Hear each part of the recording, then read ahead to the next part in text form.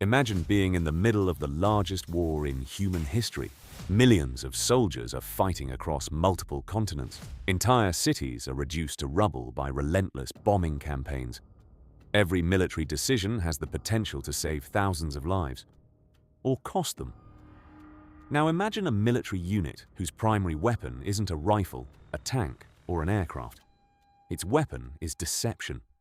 This is the story of the Ghost Army, a secret American military force during World War II that used creativity, illusion, and psychological warfare to deceive Nazi Germany and confuse Adolf Hitler's military commanders. By 1944, the Allies faced a major challenge. Germany possessed one of the most powerful and experienced military forces in the world. Nazi intelligence constantly monitored Allied troop movements through reconnaissance aircraft, intercepted radio communications, spies, and ground observers. Any significant military buildup could quickly be detected. The Allies needed a way to conceal their real plans. Then an unusual idea emerged. Instead of simply hiding troops, what if they created fake troops? At first, the concept sounded ridiculous, yet military planners soon realized that if executed properly, it could become one of the most effective weapons in the war. That year, the United States Army formed a highly specialized unit officially known as the 23rd Headquarters Special Troops. History would remember them by another name: the Ghost Army. Unlike traditional military units, this force consisted of artists, architects, engineers, designers, illustrators, radio operators, actors, and sound technicians. Many had worked in advertising agencies, art schools, or creative professions before the war. Now they were being asked to transform warfare into a giant theatrical production. Their mission was to convince German forces that enormous Allied armies were operating in locations where virtually no troops existed. To accomplish this, they developed one of the most unusual arsenals ever assembled. Their most famous tools were inflatable tanks. Made from lightweight rubber, these fake vehicles could be transported by only a few men. Once inflated, they closely resembled real armored vehicles when viewed from a distance or from the air. A completely empty field could suddenly appear to contain an entire armored division. But inflatable tanks were only the beginning. The Ghost Army also deployed fake artillery, dummy trucks, mock aircraft, and fabricated military camps. Everything was carefully arranged to create a believable illusion. If German reconnaissance planes flew overhead, they would see exactly what the Allies wanted them to see. The unit paid extraordinary attention to detail. Vehicle tracks were intentionally created. Laundry was hung near tents. Campfires were lit. Supply areas were staged. Every element was designed to make the deception appear authentic. But visual tricks alone weren't enough. The Germans didn't just watch, they listened. So the Ghost Army developed another ingenious weapon: sound. Using powerful speakers mounted on vehicles, they played recordings of tanks moving, trucks rumbling, soldiers marching, and military equipment being deployed. The sounds were recorded from real army units and could be heard for miles. German observers listening from a distance often believed massive troop movements were underway. Slowly but surely, the illusion became convincing. And the Ghost Army was only getting started. As the war intensified, the Ghost Army began receiving increasingly important assignments. Their task remained the same: convince the enemy that something existed when it actually didn't. Failure could mean disaster. If the Germans discovered the deception, Allied operations could be compromised, placing thousands of soldiers at risk. Every mission required careful planning. One of the Ghost Army's most effective tools involved radio communications. During World War II, military units relied heavily on radio transmissions to coordinate operations. German intelligence constantly monitored these communications. The Ghost Army took advantage of this. Specially trained radio operators studied the unique communication styles of real military units. Every division had its own patterns, procedures, and habits. The operators learned to imitate them perfectly. They transmitted fake messages designed to convince German intelligence that entire divisions had moved into specific areas. When German analysts intercepted these signals, they believed they were hearing legitimate military communications. Meanwhile, the real Allied forces were somewhere else entirely.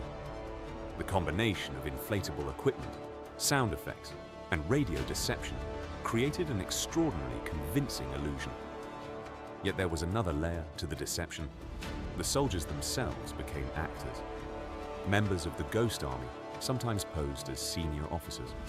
They visited towns, restaurants, and public locations. Knowing that enemy spies might be listening, they casually discussed fictional military operations and troop movements. The conversations were carefully planned.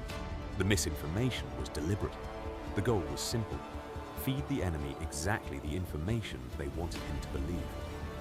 And remarkably, it worked. Again and again. German commanders responded to the false intelligence. Troops were relocated, artillery positions were adjusted, defensive lines were reinforced in areas where no attack would ever occur. Meanwhile, actual Allied offensives were prepared elsewhere. One of the Ghost Army's most important periods came after the D-Day invasion of Normandy. The Allies needed to push rapidly across France while minimizing German resistance. The Ghost Army helped create the impression that major attacks would take place in specific regions. German forces reacted accordingly. They shifted valuable resources. They redeployed troops. They strengthened defenses in the wrong locations. As a result, critical areas became vulnerable to genuine Allied advances. The deception repeatedly succeeded. German intelligence reports often documented troop concentrations that simply did not exist. In some operations, a few hundred men successfully created the illusion of tens of thousands. It was an astonishing achievement. With each successful mission, Allied commanders grew more confident in the unit's capabilities. The Ghost Army became a weapon unlike any other, a weapon capable of influencing strategic decisions without firing a single shot. But the risks never disappeared. The soldiers often operated near the front lines. Capture could expose valuable intelligence. The pressure was immense. Yet they continued, because they understood that every successful deception helped save lives. And perhaps most importantly, they knew that confusion could sometimes be more powerful than firepower. When World War II finally ended in 1945, the world celebrated. Stories emerged about famous battles, legendary generals, and heroic military campaigns. Yet one remarkable story remained hidden: the story of the Ghost Army. The men who served in the unit were ordered to remain silent about their missions. Their operations remained classified. Documents were locked away. Details were concealed from the public. For decades, very few people even knew the Ghost Army existed. The soldiers returned home and resumed their lives. Some became successful artists. Others became teachers, business owners, designers, and professionals in various fields. Yet they carried an extraordinary secret. They had participated in one of the most successful military deception campaigns in history. As the years passed, classified records slowly became public. Researchers and historians began uncovering the details of the Ghost Army's operations. What they discovered was astonishing. The unit had participated in more than 20 major deception missions throughout Europe.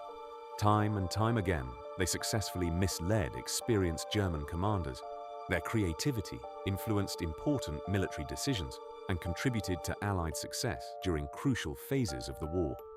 Historians believe their actions helped save thousands of lives, possibly tens of thousands. And they achieved this without relying on overwhelming firepower, without winning famous battles, without becoming household names. Their greatest weapon was human imagination. The ability to understand how an enemy thinks and then manipulate those expectations. Today, military academies around the world study the Ghost Army as an example of strategic deception. Their story demonstrates an important lesson. Wars are not won solely through strength.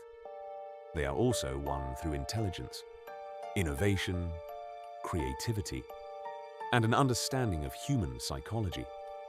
The inflatable tanks became symbols of that philosophy, simple objects that played a role in shaping the outcome of history. Perhaps that's what makes this story so fascinating. When people think about World War II, they usually picture massive armies, powerful weapons, and fierce battles. Few imagine artists carrying paintbrushes, designers creating illusions, sound engineers producing fake armies out of recorded noise. Yet hidden behind the front lines, these ordinary men accomplished something extraordinary. They transformed imagination into a weapon. And decades later, when their secret was finally revealed, the world learned an incredible truth. One of the most effective armies of World War II wasn't built on firepower. It was built on deception. And with inflatable tanks, fake radio signals, recorded sounds, and remarkable creativity, the Ghost Army managed to fool one of the most powerful military machines in history. They fooled Hitler. And in doing so, helped change the course of the war.